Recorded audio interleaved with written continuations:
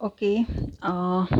तो आज एक छोटा-सा वीडियो और मैं बना लेती हूँ आध्यात्मिक गुरु के ऊपर में कि हम में से आज के टाइम पे जो बहुत सारे लोग हैं, मैं देखती हूँ कि स्पिरिचुअलिज़्म की तरफ में बहुत ज़्यादा अट्रैक्टेड फ़ील करते हैं और वो स्पिरिचुअल लाइफ़ में आना चाहते हैं, क्योंकि ऐसे बहुत सारे स्पिरिचुअल गुरुज़ और ऐसे बहुत सारे जो लोग हैं वो हमें देखने को मिल रहे हैं। जो इसमें कुछ लोग मतलब ऑथेंटिक लोग तो बहुत कम हैं, बहुत ही कम, उनका परसेंटेज शायद 0.00001% भी ना हो, इतने कम ऑथेंटिक लोग हैं। लेकिन जितने भी लोग हैं और जो अपनी लाइफ में सचमुच में उस स्तर पर हैं, उस जगह पर हैं जहाँ पर उन्हें एक आध्यात्मिक गुरु की तलाश है, लेकिन उन्हें नहीं पता कि उन्हें गुरु कैसे चुनना चाहिए। तो यहाँ पर सो फार मैं भी बता दूँ कि मेरा अभी तक कोई ऐसा फ़िज़िकल गुरु नहीं है, ना ही मुझे किसी से ऐसी दीक्षा प्राप्त हुई है। लेकिन मेरा जो आध्यात्मिक गुरु है वो मेरा खुद का एक्सपीरियंस है और मेरी अपनी लाइफ़ की जो स्ट्रगल है वही मेरे आध्यात्मिक गुरु अभी तक रहे हैं। हाँ, कुछ लोग ऐसे मुझे लाइफ़ में ज़रूर मिले हैं जिन्होंने मुझे बहुत सँभाला, बहुत सपोर्ट किया। उन लोगों ने मेरी कुंडली देखी, उनमें से एक ऐसे व्यक्ति हैं, मैं कभी उनके बारे में बताऊँगी उनकी इजाज़त लेकर के कि वो मुझे अपने बारे में बताने देना चाहेंगे या नहीं देना चाहेंगे, कि जिन्होंने मेरे जीवन को जो है शेप किया पिछले 20 सालों में। इतना शेप अब तो कोई अपना माँ-बाप भी नहीं करता, अपने भाई-बहन भी नहीं करते, और उस समय पे उन्होंने मेरे जीवन में वो बदलाव लाए, उन्होंने मेरे लिए वो किया जो मेरी अपनी फैमिली नहीं करती है। और आज मैं डंके की चोट पर अपने परिवार के सामने, अपने उन सभी जान-पहचान वालों के सामने मैं कहती हूँ कि जो मेरे जो किथन किन्स हैं, मतलब जो मेरे भाई-बहन हैं, वो जो है वो मेरे सहोदर हैं, है ना? लेकिन मेरा भाई वो है जिसने पिछले 20 सालों में भाई होने का फ़र्ज़ निभाया, ठीक है? पहले उन्होंने मुझे अपनी बहन कहा, "भैया इधर बैठा है ना? तुम्हारा कोई बाल भी बांका नहीं कर सकता।" मुझे उनकी वो बात आज भी याद है। और उसके बाद जो मैंने उनको भैया, मतलब पहले उन्होंने मुझे अपनी बहन माना, फिर मैंने उन्हें अपना भैया माना। तो फिर मुझे बाद में जब मैं एस्ट्रोलॉजी में आई, तब जब मैंने खुद की अपना जो सॉरी हॉरोस्कोप है, जब वो स्टडी किया, तो उसमें बहुत सारी ऐसी चीज़ें हैं, मैं तारीफ़ नहीं कर रही हूँ, मैं बस बताने की कोशिश कर रही हूँ कि मुझे अगर सपोर्ट मिला तो क्यों मिला? क्योंकि मेरी कुंडली ऐसी है कि मुझे ऐसे लोग अपने आप मिलते गए, है ना? मुझे ऑकल्ट से रिलेटेड जो लोग हैं मेरी, उनसे अपने आप लाइफ़ में मुलाकात होती चली गई और उन लोगों ने मेरा लाइफ़ स्टेप अप किया। और उनमें से एक पर्सन जो है, उनका सबसे ज़्यादा योगदान है, जो तब से लेकर के पिछले 20 सालों से लेकर के अभी तक मेरे जीवन में है, और वो मेरे जीवन में हर मोड़ पर मेरा सहयोग करते हैं। और यहाँ तक कि एस्ट्रोलॉजी सीखने से लेकर के स्पिरिचुअल लाइफ़ की जो प्रैक्टिसेस होती हैं, जो मंत्र वगैरह होते हैं, वो सब कुछ वो मुझे देते हैं और मैं उन्हीं पर प्रैक्टिसेस करती हूँ। तो ऐसे ही, और मुझे लगता है कि मेरे जैसे जो बहुत सारे लोग हैं जो स्पिरिचुअल लाइफ में आना चाहते हैं, लेकिन उनको नहीं पता है कि किस पर ट्रस्ट करें।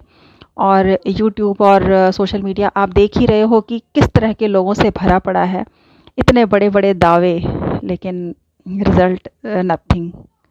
कोई कुछ कह रहा है, कोई कहता है मैं साधना ने मुझे बर्बाद कर दिया, कोई कहता है मैं रिसीविंग मोड में थी लेकिन मुझे कुछ मिला नहीं, आज मैं जॉबलेस हूँ, और पता नहीं क्या क्या क्या क्या।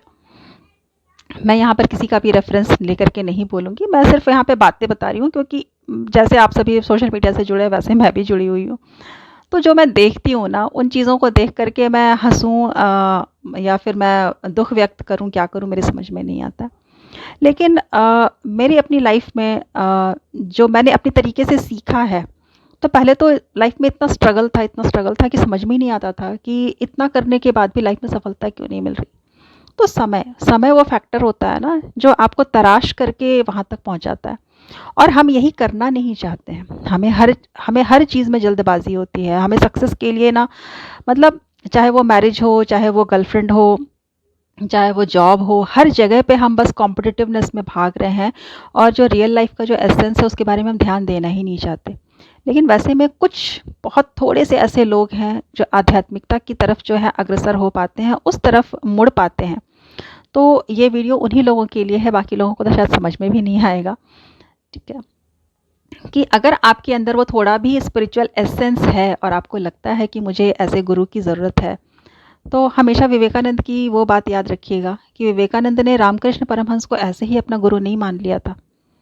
उनके उनके गुरु मानने की कसौटी ही यही थी कि वो जिसे भी वो देखते थे या सुनते थे कि ये बहुत बड़े ऋषि हैं, ये बहुत बड़े बाबा हैं, ये बहुत बड़े ये हैं, है ना, अपने समय पर, अपने समय मतलब उनके कंटेम्प्रेरी पीरियड में जितने भी लोग थे, तो वो जिससे भी मिलते थे ना, वो हर व्यक्ति से जाकर के यही पूछते थे, क्या आपने भगवान को देखा है?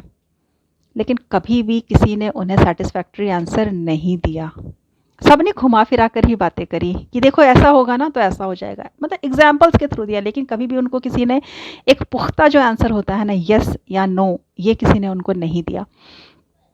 तो ऐसे ही वो भटकते हुए, अब उनकी, अब बचपन में, अब कभी आप विवेकानंद की जो है स्टोरी पढ़िए, उनके बचपन की स्टोरी पढ़िए, उनकी जीवनी पढ़िए, तब आपको समझ में आएगा विवेकानंद थे क्या, या विवेकानंद के बारे में आज इतनी बातें क्यों की जाती हैं।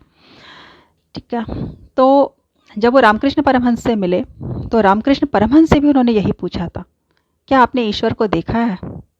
और रामकृष्ण परमहंस जो थे, भैया अमेरिका को पता है कि विवेकानंद का जो गुरु भारत में रहने वाला एक पगला ठाकुर है, उन्हें बंगाल में पागल के नाम से भी काफ़ी मशहूर किया गया, उन्हें पागल बोला गया, है ना, ये बात सभी लोगों को पता है। तो मुझे यहाँ पर किसी को ऑफेंड नहीं करना चाहिए कि मैं उनका नाम ऐसे ले रही हूँ। मैं बस वो बता रही हूँ जो उनके बारे में प्रसिद्ध है या मैंने उनके बारे में जो सुनी है। तो अमेरिका को भी ये पता है कि विवेकानंद का जो गुरु है वो रामकृष्ण परमहंस जैसा एक ऐसा व्यक्ति है जिसे ऑलमोस्ट लोग पागल या इंसेन समझते हैं। तो परमहंस ने उन्हें जवाब दिया था, हाँ, मैं ईश्वर को वैसे ही देखता हूँ जैसे मैं तुम्हें देख रहा हूँ, और मैं ईश्वर से वैसे ही बातें करता हूँ जैसे मैं तुमसे बातें कर रहा हूँ। विवेकानंद के गूज़बम्प्स खड़े हो गए थे कि क्या ये संभव है? लेकिन उसके बाद भी विवेकानंद ने इतनी आसानी से उन्हें गुरु नहीं मान लिया, और वो हमेशा उनसे तर्क वितर्क करते थे। एक दिन ऐसा होता है कि विवेकानंद उनसे कुछ ऐसे ही बोलते हैं कि क्या आप प्रमाणित कर सकते हैं? आप ना बात करते हैं भगवान से, क्या आप प्रमाणित कर सकते हैं? तो रामकृष्ण परमहंस से जो मैंने उनकी जीवनी में पढ़ा है कि वो उनका जो कॉलर होता है, उनके कुर्ते का जो कॉलर होता है, उसे वो खींचते हुए वो वहाँ ले जाते हैं जहाँ माँ काली की जो मूर्ति होती है स्थापित होती है, और वहाँ पर उस जगह पर एक आसन में उन्हें वो बिठा देते हैं और कहते हैं बैठ यहाँ पर, और वो उनके सिर पर जो शक्तिपात होती है वो करके, और वो बच्चे बाहर चले जाते हैं और बाहर से वो कुंडी लगा देते हैं। जब उनके अंगूठे से जब उनके माथे पर जब वो शक्तिपात करते हैं तो विवेकानंद जो होते हैं वो बेहोश हो जाते हैं, और ये बाहर से कुंडी लगा करके चले जाते हैं। 3 घंटे के बाद, ये मैंने जो बुक में पढ़ी है, उनकी जीवनी में पढ़ी है, मैं वो बता रही हूँ कि 3 साढ़े 3 घंटे के बाद जब उनकी नींद खुलती है, जब उनकी आँख खुलती है, तो फिर वो दरवाज़ा खोल करके परमहंस अंदर आते हैं और उसे बाहर ला करके पूछते हैं, अब बताओ। तो विवेकानंद ना फिर पागलों की तरह कहते, एक बार और, एक बार और। उसके बाद वो कहते हैं, ये देख चाबी, मतलब वो हवा में ऐसे हाथ दिखाते कहते हैं कि ये देख चाबी, जो मैंने अभी ओपन करी थी वो मैंने दोबारा बंद कर दी है, और ये मैंने माता के हाथों में दे दी। अब ये जो चाबी है तुम अपनी शक्तियों से अनलॉक करोगे, उसी दिन तुम्हें माता दोबारा मिलेगी, तुम्हें ईश्वर के दर्शन दोबारा होंगे। उन्होंने जो चैलेंज किया, विवेकानंद ने जो अपने गुरु को चैलेंज किया, परमहंस ने उसे साबित करके दिखा दिया। और जब विवेकानंद की जब मृत्यु हुई ना, तो उसके बारे में बहुत सारी कहानियां हैं कि उनके दिमाग की नस फट गई थी क्योंकि उनके नाक से खून बह रहा था, ये हो रहा था। मैं नहीं जानती सच्चाई क्या है, लेकिन जो बातें मैंने सुनी हैं उनके बारे में, मैं वही सुनी सुनाई बातें आपको बता रही हूँ। तो मुझे लगता है कि विवेकानंद के साथ अंत में चाहे जो भी हुआ, जैसे भी उन्होंने निर्वाण प्राप्त किया, तो उन्होंने माता काली से वो चाबी प्राप्त कर ली थी, तभी वो अपने आप को मुक्त कर पाए। तो जो गुरु होते हैं ना, वो ऐसे होते हैं। तो अगर आप आध्यात्मिकता में अपने गुरु की तलाश कर रहे हैं, तो सिर्फ किसी की बात सुन के गुरु मत मान लीजिए, या लोग फेमस हो रहे हैं या ऐसी बड़ी बड़ी जो है वो बड़े बड़े दावे कर रहे हैं इसलिए आप उन्हें गुरु मान लीजिए। नहीं, वो आपके स्पिरिचुअल नीड को कितना सेटिस्फाई कर रहे हैं ये ज़रूर टेस्ट कीजिए। और मैंने सो फार अभी तक किसी को भी अपना गुरु नहीं माना है, और जिनको मैंने अपना गुरु माना है शायद मैं उनके लायक नहीं हूँ।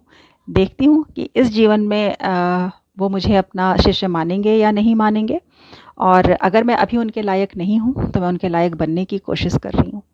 तो अगर आप जीवन में अच्छा गुरु पाना चाहते हैं, एक रियल आध्यात्मिक गुरु पाना चाहते हैं, तो अपनी प्रयास जो है छोड़िए मत।